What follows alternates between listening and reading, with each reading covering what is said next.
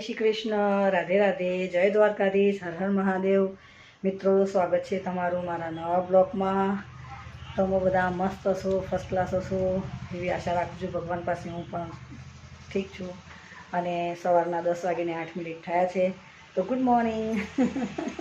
દોસ્તો, ચેનલ પર નવા હોય તો અમને લાઈક કરજો, શેર કરજો, સબસ્ક્રાઈબ કરજો અને વિડીયોમાં બન્યા રહેજો। તો મિત્રો, જો પાણી પણ મસ્ત ભરાઈ ગયું છે અને ઘરમાં જો એકદમ સાફ સુથરું ઘર, મસ્ત। આજે ઘરવાળા વહેલા આવી ગયા। તો મિત્રો, બધું સરસ કામ થઈ ગયું છે અને બસ હવે જમવાનું તો બનાવવાનું છે, પણ પહેલાં મારા દીકરા માટે થોડીક મેગી બનાવવા। આજે મને મન થયું છે કે ખાના માટે મેગી બનાવો।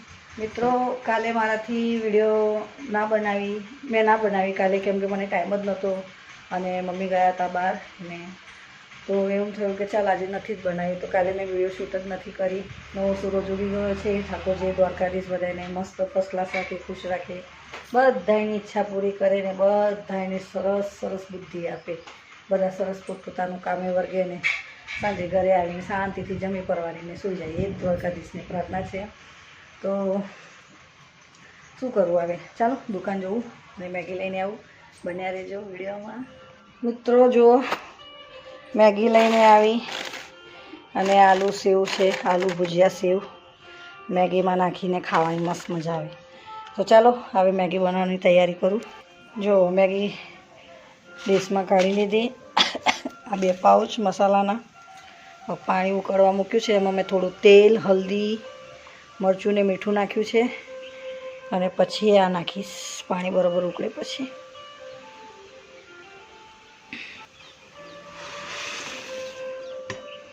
જો મસ્ત લાલ મરચું, સરસ મજાની મેગી।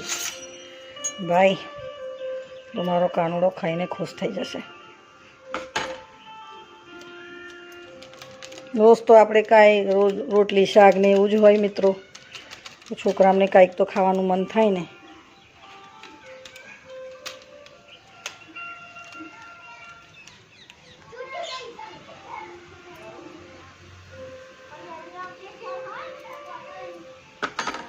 થોડો ગેસ ધીરો કરી દઉં, પાણીમાં સરસ થઈ જાય। તો આજે ગરમા ગરમ બસ આ બની જાય એટલે લઈને જવું પેલા ઘરે અને કાનાને જમાડવા બેસાડું। મેગી ગરમા ગરમ। આવો મેગી ખાવા અમારા ઘરે, વેલકમ માય હાઉસ। જો મિત્રો, સરસ મજાની મેગી તૈયાર થઈ રહી છે।